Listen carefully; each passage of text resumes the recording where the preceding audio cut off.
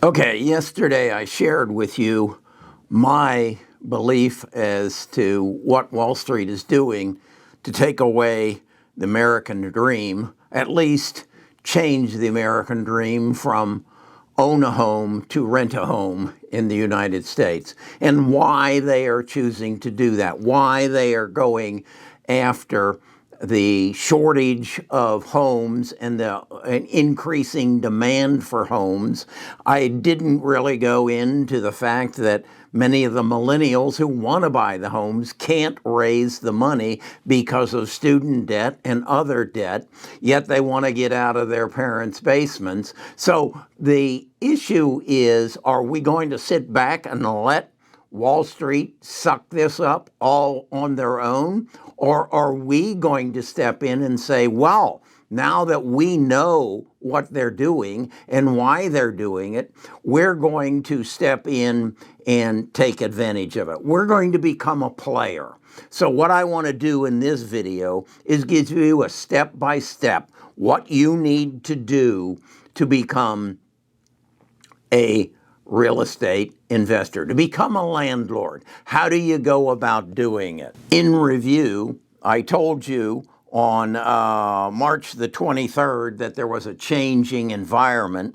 On yesterday, on March 28th, I told you that 90% of all millionaires made their fortunes by owning real estate, which is in fact greater. Those fortunes are greater than any fortunes that were made in any other form of investment. So if we're on the same page, we're now ready to learn, how do I get into this? How do I educate myself as quickly and as efficiently as possible so that I can do this? It's just like investing in the stock market. If you don't know what a limit order is, and if you don't know what a fill-on-demand order is, or you don't know how to short stocks, you have to learn that before you go into the business. And that's what I want to do for you here. I want to share my experience, my knowledge that I've acquired, and other people's knowledge that I've acquired,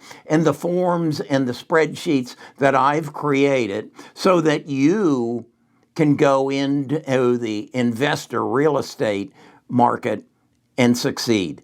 If you don't, you will fall into the trap and you will fail. Education is the most important element. Once you get that, you can succeed.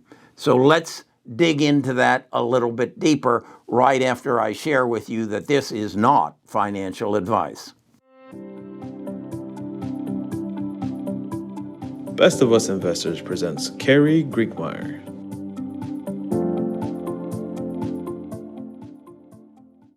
Okay, at this point, I hope that you have watched my March 23rd video, my March 28th video, and you have watched the 60 Minutes program where they shared their awareness that Wall Street is coming to take the American dream of owning a home and turning it into renting a home. In fact, if you want to find it, just search on Google, 60 Minutes feature, would-be home buyers may be forced to rent the American dream rather than buy it. That's the title of the show. Watch that, done by Leslie Stahl, and you'll be up to speed. Now, what do you need to know to profit from this? Our goal is to make you a landlord.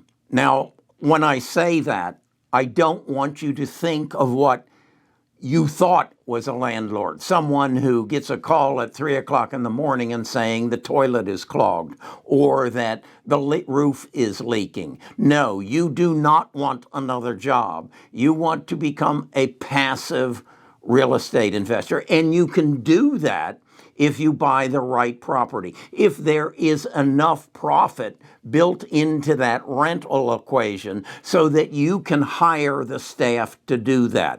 It's just like when you hire a broker to buy your stocks, you don't want to have to contact the company that you want to buy and negotiate the price. You want that all to be done for you. And that's what the course that I have built is all about. It's to give you the step-by-step as to how to go about becoming a successful real estate investor. Because what we want to do is get on a program that over the coming years, we buy a home, and then we buy another home, and then we buy another home. Because what we want to do is to get someone else to pay for that home for us, so that we're building wealth, so that we're getting the appreciation that is going to come, that Wall Street recognizes is going to come as we fill this shortage for homes, as we become the owner and the renter becomes the buyer, meaning that they pay all the expenses on your behalf. They pay the mortgage payment, they pay for the insurance, they pay, of course, their utilities, and then you get to take the tax benefits of owning that home as well as gaining the appreciation. We want to buy, just to use numbers, a $200,000 home, and over the next 20 to 30 years, turn it into an $800,000 asset that you own free and clear. If you will do that time and time again, and not have the burden of the problems that comes with being a landlord, pass that on to a professional property manager, you will become a multimillionaire, just as 90% of the millionaires in this country have done. So, what are the steps? Well, the first thing you need is a down payment. And for my example, I'm just going to say you need $25,000. That's going to be the down payment. You're going to get a mortgage for 10% down because you've got a good credit rating, and then you're going to have the closing costs. So you're going to need $25,000. Then you're going to have to learn the language. You're going to have to be astute so you can go out and find your team members. You're going to have to learn what cap rate is, what net operating income is, what a 1031 exchange is, what gross rental yield is, what debt to equity ratios are. You're going to need to understand those terms so that you can determine that's a good house, that's not a good house. That's a good house at this price, not at that price. That's a good house if it's at that price. That's what you've got to learn. And you've got to have an Excel spreadsheet that I will provide you, that you just plug the numbers in, and it gives you the answers to the questions you need to know to make a good investment decision. Then you need to find a investor-friendly real estate agent. What is that? That is an agent who knows the language that you now know, who understands what you're looking for, who knows how to find the off-market properties that are good, better buys, that understands the commission rates and how maybe if you or your spouse becomes a real estate agent, you save on the commission rate. But you need someone who has access to the MLS, who can go in and knows how to locate a investor-friendly neighborhood. First of all, in addition to that, you need to find an investor-friendly state. What is that? Well, not all states have the same rules. In some states, you are limited to the amount of damage deposit that you can put down. In some states, you have to wait 6 months before you can evict somebody because they haven't paid you. You legally have to go to court and get a judgment against them in order to evict them. You do not want to own property in that state. In some states, you're going to pay exorbitant tax rates, property tax rates. There are 6 states that are extremely friendly to landlords. You want to be in one of those states. Well, what if I don't live in one of those states? I will teach you how to overcome that hurdle. Then you want to find your investor-friendly banker. I'll tell you up front, the odds are you won't find them in a bank. You will find them in a mortgage originator. Some people call them mortgage brokers. They represent investors. They represent people who want to help you find the property, and then they will lend you the money at a competitive rate. They don't have a brick and mortar building downtown that is 34 stories high and have an executive director or a CEO that gets paid $200,000 a year. They don't have those burdens of cost, so they can give you a better price than your local bank. You need to be able to find them.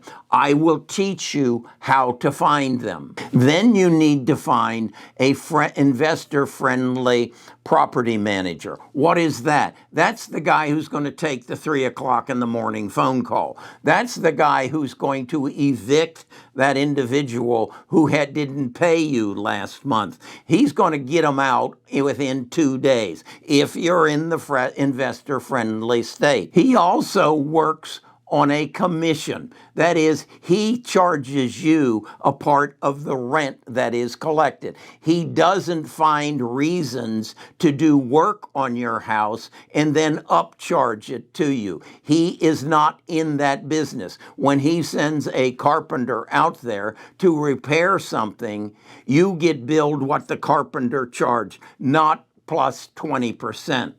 You need to find that person. I'll teach you how to find that person. You also want a property manager that you're not competing with. What do I mean by that? What if he has 30 homes that he wants to rent and you have 5? Who do you think the primary renters are going to go to? His 30 homes or your 5 homes? These are things you need to know so that you have someone that you are working with on a professional basis that is there to work with you, not against you. As I alluded to earlier, you need to have a formula to determine which house is a good house. Now that has a lot to do with location, location, and location. It also has to do with the type of neighborhood that you're in. Is it an improving neighborhood or is it a decreasing improval neighborhood? Something that is going down in value. How do you find that? Your friendly real estate agent will help you find that, but you want to have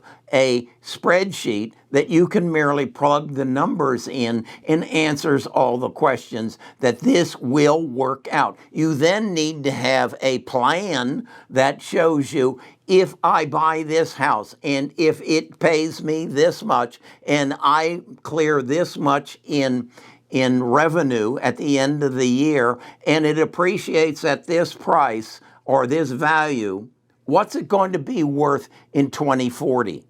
What's my estate going to be worth in 2040? Am I building wealth? Because that is the objective here. It is not to become a landlord. It is to build wealth so that when you get down the road and that house is paid off, you have the option of using a 1031 exchange to upgrade it to another property. Remember, that was one of the words or one of the terms you learned in the vocabulary that I'm going to teach you. So that once you reach a point that your single family home is making you profit, you have excellent equity into it, you move up to a 4-plex. And now you have 4 people paying you rent. And you move into a new class of real estate investor. You need to understand these things so that you can be successful as a real estate investor. Now, what's the next thing I'm going to teach you? How to initially express to your community that you are a real estate investor. You are opening a business. When you open a business, you notify the world that you are in that business. You reach out to all the real estate agents within the community that you're working to say, I'm looking for real estate. Yes, you have your friendly agent, but you want everybody in that business to know that you're in the business. You want the bankers to know that you are a real estate investor so that if they have some fresh, new, profitable money for you, that they will communicate with you. You need to let the world know you're in the business. Does that mean you take out an ad in the local newspaper? No, not at all. It means you collect email addresses of those people who are going to help you expand your business, and maybe even you find other investors who want to invest in your business because you took the course and you understand how to do it, and they're too cheap to take the course, but they will invest in you as an investor. So what am I saying about that? Now you don't have to go to your grandfather for the $20,000 or the $25,000 that you need to buy this house. You have an investor who wants you to do all the legwork and get it done because you now know how to do it, and they invest in you. Yes, that's the way, that's the ultimate direction of this. Now, when you have 5 houses and you want to move up to that apartment building, you just have the ability, because you have the list of these people that you've acquired, and you say to them, I need some investors, and this is the history that I have and what I've done. And so I can take your $100,000 and I can give you an 8% return if you'll invest your money in my real estate investment company. That's where this is going. This is how you become a multi-millionaire, and all you do is understand something that the other people do not understand. You have the knowledge that separates you from everybody else. But you've got to be willing to invest in yourself first. Then the final element is to find a community of people who you can learn from. That's kind of what I have done in the investment community. I built a tribe. I think we're up to 20,000 people now who come to my Discord, who share their ideas on investments, and we learn from each other. What if you had a community from all over the nation, all over the world, of real estate investors that you could communicate with? That's part of what I'm going to give you as a part of this course, because I want to grow with you. I want to learn from your experiences as you're going to learn from my experiences in real estate, and thus you're going to become better at what you do. So if you want to learn more about this, if you want to look at this course and learn more about what I have to offer, go to the link in the description below and click that. That will take you to the introduction to our course, and you can make a decision. Is this the time that you want to invest in yourself so that you can invest in your future? Is this the time when you want to stop thinking small and start thinking big? Is this the time when you want to put order into your investment future and reach out to other people for help in exchange for your help?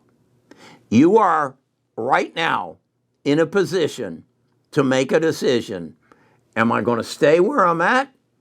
Am I going to stay small? Or is it time to start thinking big? Because that's truly what separates the wealthy from the okay. I mean, you can make money, but to become wealthy, you have to think in a whole different sphere sphere than the common individual. Is it time for you to educate yourself and start thinking big? Talk to you more about this in the future.